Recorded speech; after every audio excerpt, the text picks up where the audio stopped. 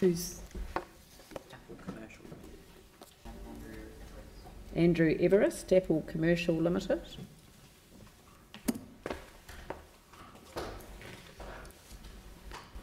Good afternoon and welcome.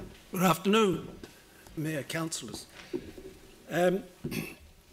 I own a property at the top end of Wairaki Road, which was recently rezoned industrial. And I come here today with a money-making scheme rather than asking you for money. Late in the day, that might be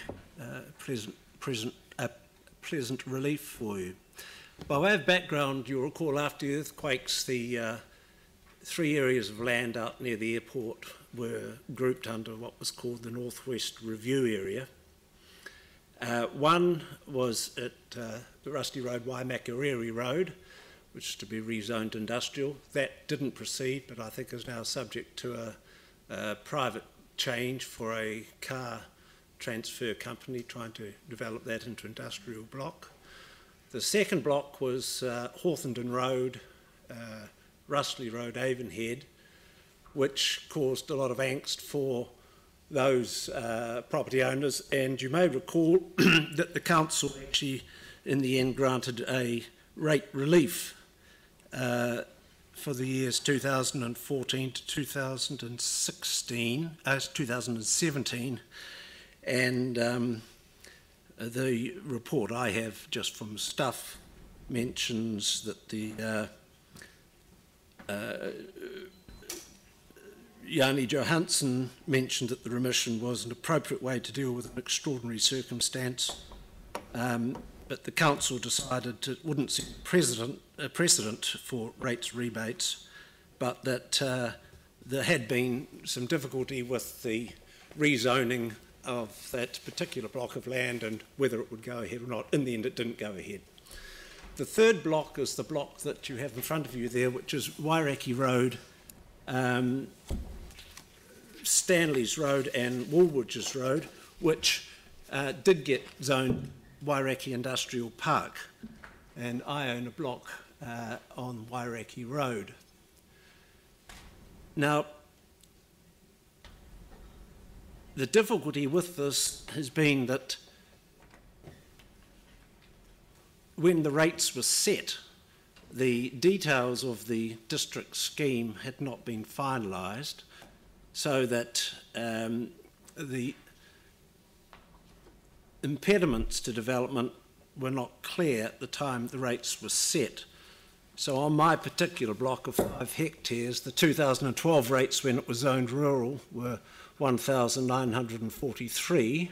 This year's rates as industrial are 21,592. And there are others, obviously, that have difficulties. How does this work? In terms of meeting those rate payments, I'm not quite in that position.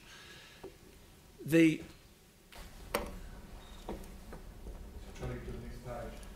yeah. Just scroll, yeah. Oh, just scroll down. Yep. Right. I've included in this the details from the district scheme of permitted activities, etc. Most of them are quite straightforward, but there's a grave concern. It's inequitable, because what happens is that the... Did you just go past it?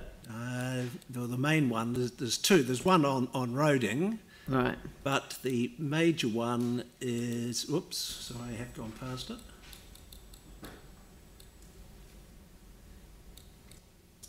Shortly before this block of land was zoned industrial, the airport made a submission to the council with regard to what they call a private sewer that runs down Wairaki Road. As I understand it, the airport said, well, we need all that capacity for development of the airport industrial area.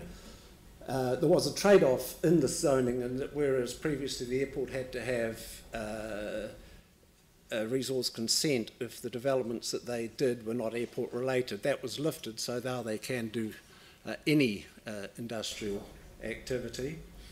But this block that I'm referring to and that I'm a owner now has a major impediment, and it says no activity on this industrial block of land shall discharge into the reticulated wastewater network until the upgrade of the Avonhead sewer and Upper Riccarton interceptor sewer to provide capacity to accommodate wastewater flows from the industrial park zone Wairaki Road into the Wairaki Road collector sewer. So effectively, rates are being charged on industrial land which cannot be developed until these two the two interceptor stations have been upgraded. At this stage, as far as I can see, there's no provision for any upgrade of these. Now, there is real interest in developing this property, not just from me. I've had unsolicited offers to buy it from developers, but when they start digging into the scheme and find that they can't do anything with it, naturally they go cold. So there is real demand, because whereas the airport land is, the airport will continue to own it and lease it back, these are people who want to have their own freehold development in this side of town. There is other leasehold ECAN type property on the far side of Rustley Road, but this is really the only freehold opportunity. So my request is that the upgrade on those interceptors be done urgently to enable the full development. Thus the council will get the development contributions and all the other funds that flow from a good industrial development in that area of town. The alternative will be, I'm sure, when the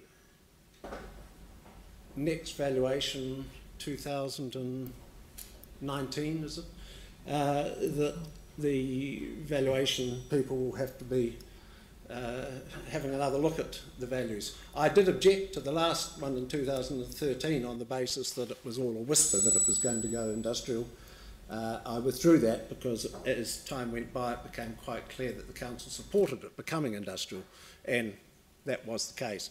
So in 2016 it went up. I think it's valued now at $6.5 million. Rates, as I say, 21,500. We can't do anything with it. Love to do something with it.